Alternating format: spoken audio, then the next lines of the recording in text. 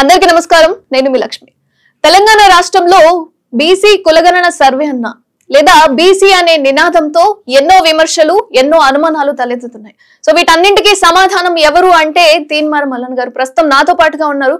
నమస్కారం. నమస్కారం sir, Congress party నుంచి ఎమ్మెల్సీగా ఎన్నికయ్యి ప్రస్తుతం సస్పెండ్ అవ్వడం జరిగింది. దీని వెనుక గల అసలు కారణం ఏంటి అంటారు మీ నుంచి?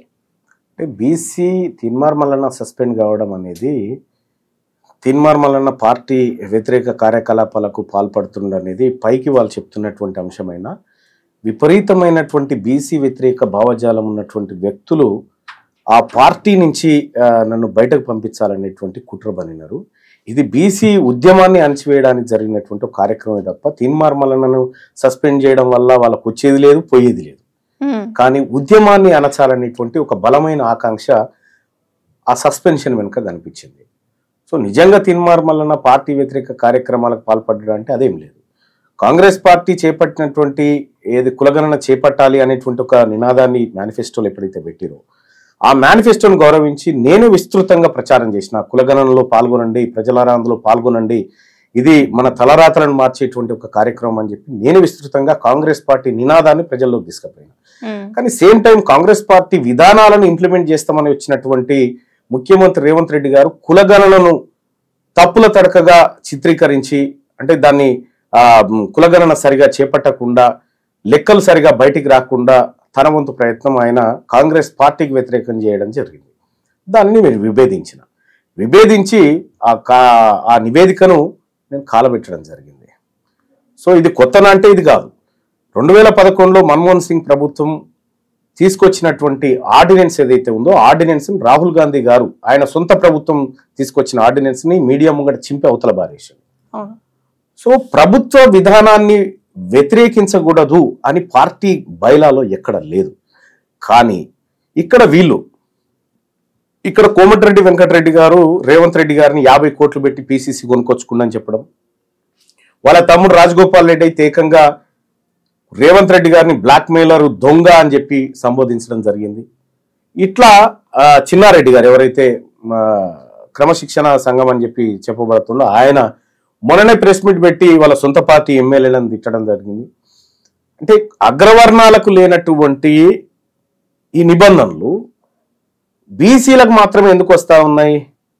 సో చాలా మంది బీసీలు ఇవాళ తెలంగాణ రాష్ట్రంలో బీసీ రాజ్యాధికారం అనేటువంటి అంశం మాట్లాడుతూ ఉన్నారు. అందులో ప్రధానంగా నేను కూడా మాట్లాడుతూ ఉన్నా.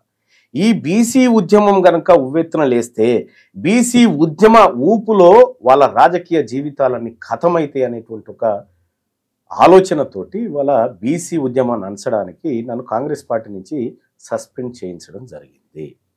ఇది బీసీ ఉద్యమం పైన జరిగినటువంటి ఒక కుట్రగా భావిస్తా ఉన్నాం.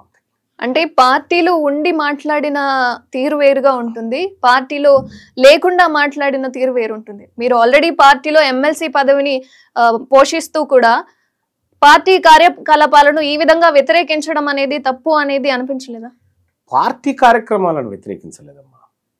పార్టీ కరెక్ట్ నిర్ణయం తీసుకుంది. పార్టీ ఇప్పుడు రాహుల్ గాంధీ గారు చెప్పిండా కులగణన సరిగా చేయొద్దు, అక్కడక్కడ ఇడిచిపెట్టాలి, లెక్కలన్నీ తప్పు చూపించాలని చెప్పి రాహుల్ గాంధీ గారు కానీ లేకపోతే కాంగ్రెస్ పార్టీ మేనిఫెస్టో చెప్పిందా? చెప్పలేదు. దాన్ని తప్పు చేసింది ప్రభుత్వం చేసింది. ఇక్కడ ప్రభుత్వం వేరు, పార్టీ వేరు. ఇప్పుడు ఉన్నటువంటి ప్రభుత్వము బీఆర్ఎస్ పార్టీ కార్యకర్తకు కూడా ఆయనే ముఖ్యమంత్రి, కాంగ్రెస్ పార్టీ కార్యకర్తకు కూడా ఆయనే ముఖ్యమంత్రి, కాంగ్రెస్ కు ఓట్లు వేయని వాళ్ళకు కూడా ఆయనే ముఖ్యమంత్రి. అంటే ప్రభుత్వం అందరిది అవుతుంది, పార్టీది కాదు. సో కాబట్టి ప్రభుత్వ నిర్ణయాన్ని వ్యతిరేకించేటువంటి హక్కు భారత రాజ్యాంగం ప్రతి పౌరునికి ఇచ్చింది. సేమ్ టైం కాంగ్రెస్ పార్టీ కూడా అదే ఇచ్చింది.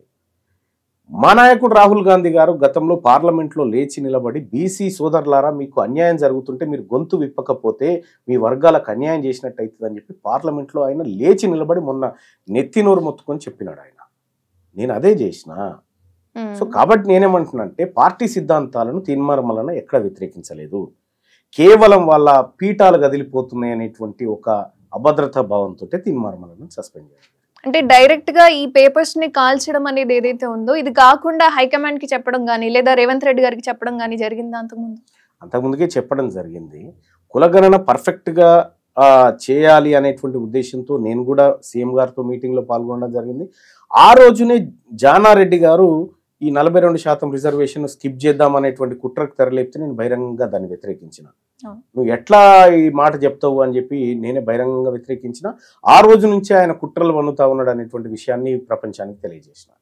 సో కాబట్టి హైకమాండ్కు తెలియజేసిన రాష్ట్ర ప్రభుత్వం బీసీలమైనటువంటి మనమందరం కూడా ఆలోచన చేసి అరిస్తేనే ఇవాళ కులగణన తెర మీదకి వచ్చింది. రేవంత్ రెడ్డి గారికి ఇష్టం ఉండి కాదు. రేవంత్ రెడ్డి గారు అనేక మార్లు చెప్పిండు నా పైన ఎంత ఒత్తిడి ఉందో అనే మాట. ఎవరు పెడుతున్నారు నీ మీద ఒత్తిడి కులగణన చేయొద్దని? ఆ వాళ్ళు ఎవరు, వాళ్ళ పేరు చెప్పమని చూద్దాం. అంటే కులగణన చేయొద్దని ఆయన మీద ఒత్తిడి పెడతా ఉన్నారట. మరి ఇచ్చినటువంటి హామీ నెరవేర్చుకోవాల్సిన బాధ్యత మన మీద ఉంది కదా. కాబట్టి మీరు అది నెరవేర్చేటువంటి ఉద్దేశం కూడా మీకు లేదనేది మీ మాటల ద్వారా అర్థమవుతా ఉంది. కాబట్టి అందుకోసమే నేను వ్యతిరేకించడం జరిగింది. దాన్ని బహిరంగంగా కూడా వ్యతిరేకించిన. వాళ్ళకి చెప్తూనే బహిరంగంగా కూడా వ్యతిరేకించిన.